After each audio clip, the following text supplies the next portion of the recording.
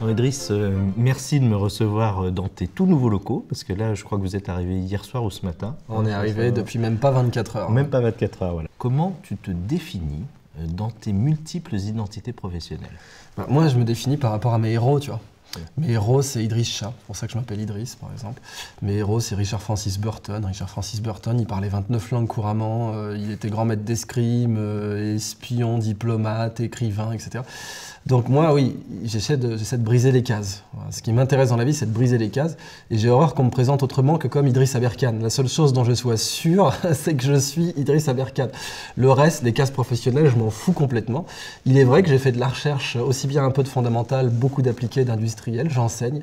J'enseigne à Centrale depuis 8 ans maintenant. J'ai passé des thèses, 3 doctorats, j'écris, donc écrivain.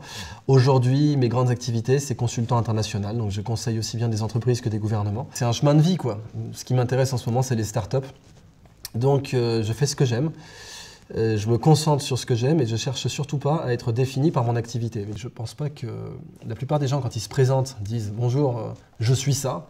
Mais non, on n'est pas son métier. On n'a jamais été notre métier. Il faut arrêter d'utiliser le verbe « être » pour son métier.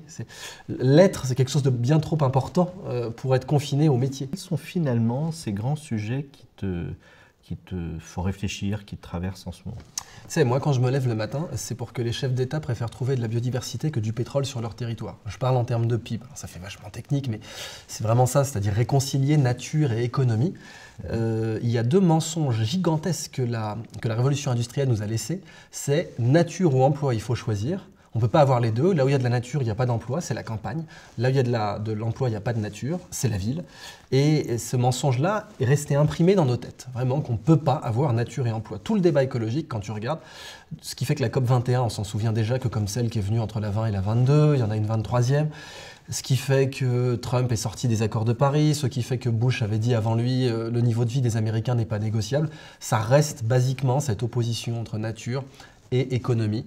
Et donc tous les débats écologiques, c'est ok, combien de nature je gagne, combien d'emplois je perds. Alors c'est la crise, donc on ne peut pas se permettre de perdre trop d'emplois non plus.